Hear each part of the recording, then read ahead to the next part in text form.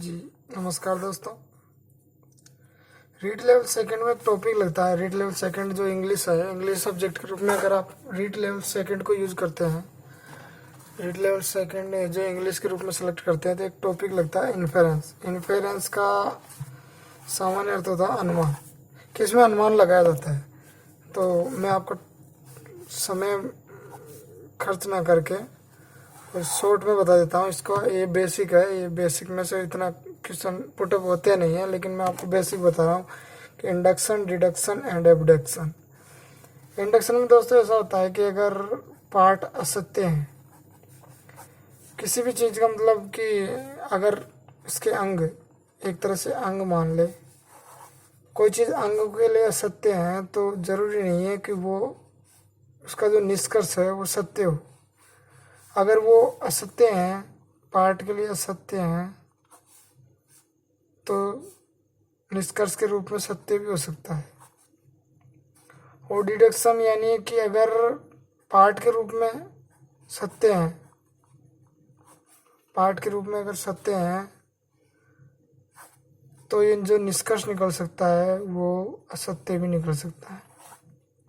निष्कर्ष जो निकलेगा वो असत्य भी निकल सकता है, यानी फॉल्स हो सकता है। इंडक्शन के अंदर पार्ट के रूप में अगर असत्य कोई चीज़ दे रखी है पार्ट में, मैं आपको क्लियरली समझा दूंगा, उसमें कोई दिक्कत नहीं है। स्पष्ट रूप से समझा दूंगा कि पार्ट के लिए कैसे असत्य हैं और निष्कर्ष रूप में कैसे सत्य हैं। इसका क्लियर रेफरेंस दिया जाएगा आपको। डिडक्शन अगर पार्ट के लिए सत्य हैं तो ज़रूरी नहीं है कि वो निष्कर्ष जो निकलेगा उसका सत्य हो। इसमें से ज़्यादा क्वेश्चन पुटअप होते नहीं हैं। क्वेश्चन जो पुटअप होते हैं मैं सिर्फ आपको बेसिक बता रहा हूँ अभी। और एक होता है एबडक्शन। पार्ट में इंडक्शन के अंदर तो जो पार्ट होते हैं उसके असत्य हो और उसके निष्कर्ष सत्य भी हो सकता है। और डिडक्शन के अंदर उसके पार्ट सत्य हो और उसका निष्कर्ष असत्य भी हो सकता है। एबडक्शन के अंदर, एबडक्शन जो होता है, एबडक्शन के अंदर सर्वश्रेष्ठ वाक्य की तरफ जाया जाता है। सर्वश्रेष्ठ यानी एबडक्शन में जो भी कहा जाएगा उससे सीधा सा अनुमान लगा लिया जाएगा। इन्फेरेंस, सीधा सा इन्फेरेंस लगा लिया जाएगा कि ये जो भी बात कह रहा है वो सर्वश्रेष्ठ है, यानी कि जो भी बात की जा रही है वो सत्य है। मैं आपको इंडक्शन का एक एग्जाम्पल देता हूँ। इंडक्शन का एक example,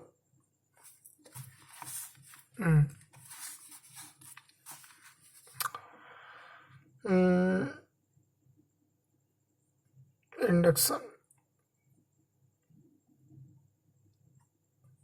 All men are singers. All men are singers.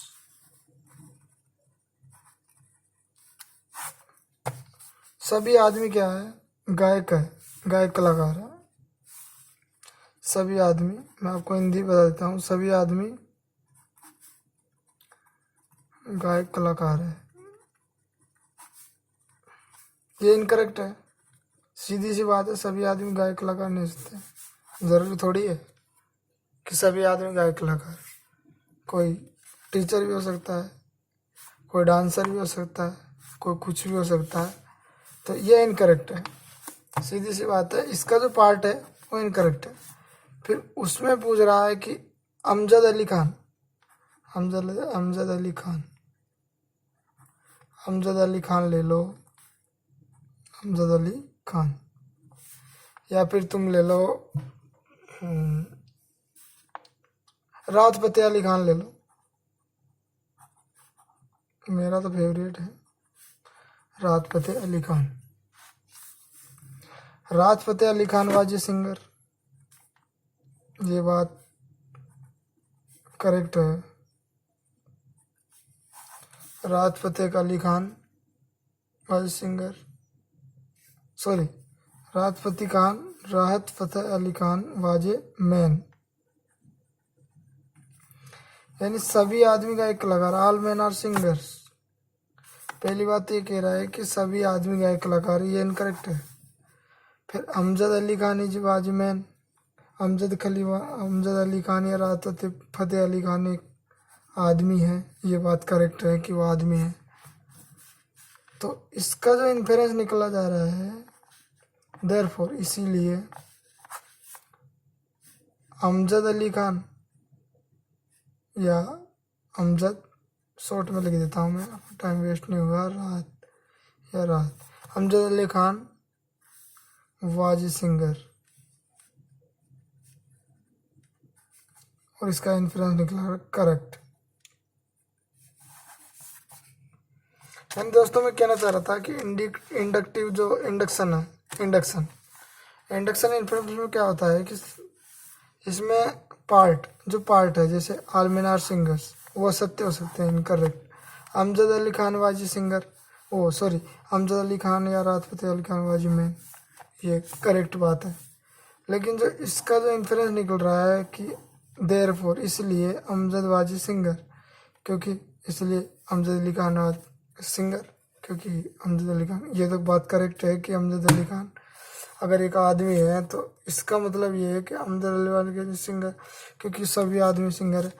दोस्तों आपको बिल्कुल समझ में आ जाएगा, ये बेसिक है, इसमें क्वेश्चन पुटअप नहीं होते, ज़्यादा टेंशन लेने की जरूरत नहीं है, बिल्कुल भी नो टेंशन। अगला जो अपना है डिडक्शन में क्या होता है कि जो पार्ट के लिए सत्य है, deduction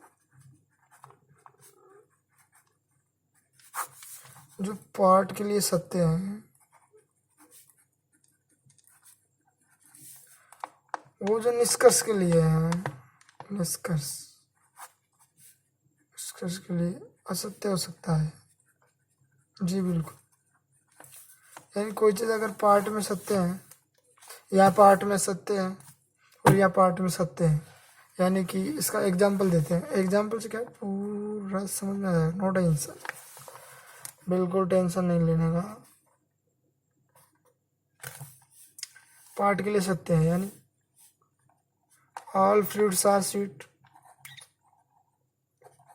all fruits are sweet, सभी फल क्या है, मीठे, करेक्ट है, सही बात है, सभी फल मीठे हैं। An apple is a fruit, an apple is a fruit. एक जो सेव है वो क्या है, फल है, करेक्ट बात है, एक सेव फल है। तो इसका मतलब इसका इन्फरेंस निकाला जा रहा है, इसका मतलब है देयरफॉर यानी इसका मतलब भी हो सकता है और इसलिए भी हो सकता है, या फिर इसका मतलब भी हो सकता है देयरफॉर, कुछ भी मतलब दोनों अर्थ लिए जा सकते हैं। देयरफॉर का मतलब इसलिए भी हो सकता है और इसका मतलब भी हो सकता है, इसका मतलब। Therefore an apple is sweet, an apple is sweet. दोस्तों ये कहना चाह रहा है कि जैसे ऑल फ्रूट्स आर स्वीट, सभी फल क्या है, मीठे। बात सही है, सभी फल मीठे होते हैं। An apple is a fruit, एक सेब है वो फल है, ये भी बात सही है। इसका मतलब ये निकाल लें क्या कि एक जो एप्पल है वो एक sweet, an apple is a sweet, यानी एक जो एप्पल है वो मिठाई है। इनकरेक्ट बात है, इनकरेक्ट भाई। अगर सभी फल मीठे हैं, ठीक है, एप्पल इज ए फ्रूट, एक सेब जो होता है मीठा, एक सेब फल है, तो इसका मतलब ये थोड़ी है कि एक सेब को अपन मिठाई कह दें, बिल्कुल सेब को मिठाई कह नहीं सकते अपन। इसमें मैं एक बार देख लेता हूँ आपको। तो ये तो हो गया इंडक्शन। दोस्तों आपको समझना है, बस ज़्यादा दिमाग लगाने की बात नहीं है। इंडक्शन यानी जो पार्ट के लिए सत्य है वो ज़रूरी नहीं है कि निष्कर्ष के लिए असत्य हो, सत्य हो सकता है। और डिडक्शन का मतलब है कि जो पार्ट के लिए सत्य है वो ज़रूरी नहीं है कि निष्कर्ष के लिए भी सत्य हो, नहीं, असत्य हो सकता है।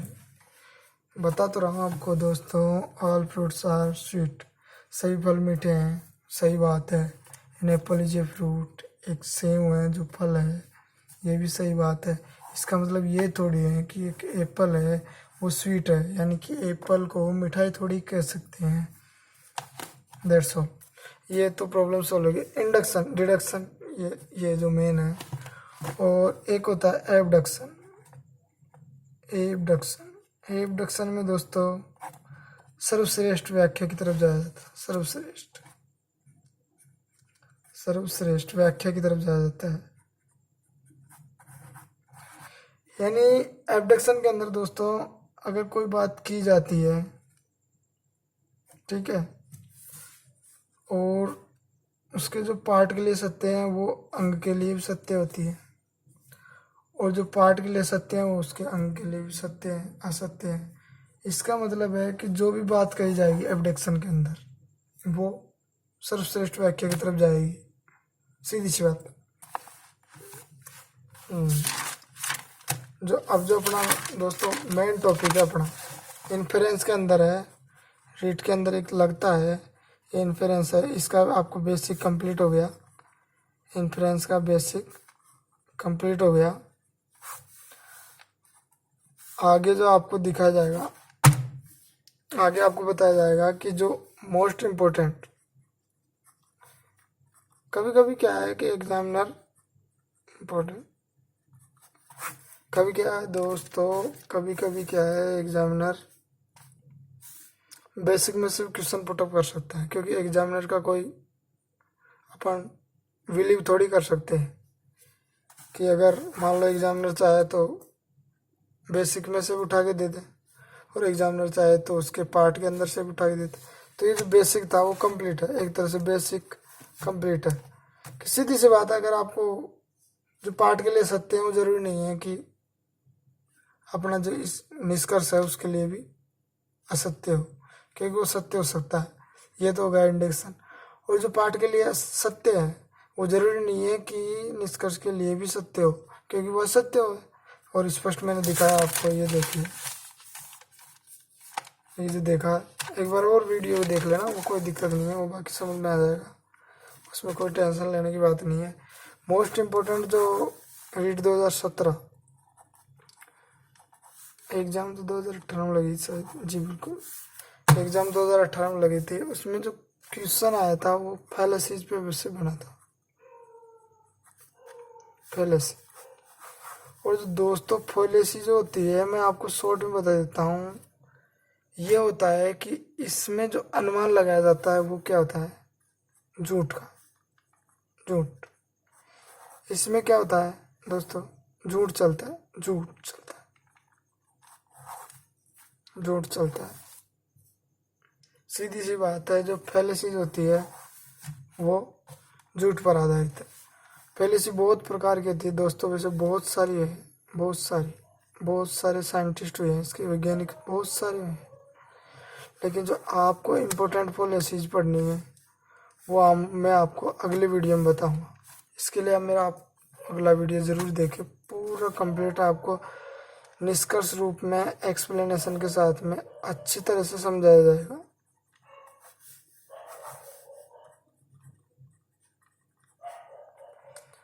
अच्छी तरह से समझाया जाएगा। बस दोस्तों आप समझने की कोशिश करना, क्योंकि इंग्लिश है, इंग्लिश अपनी मदर टंग तो है नहीं, तो इतनी आसानी से समझ में आएगी नहीं।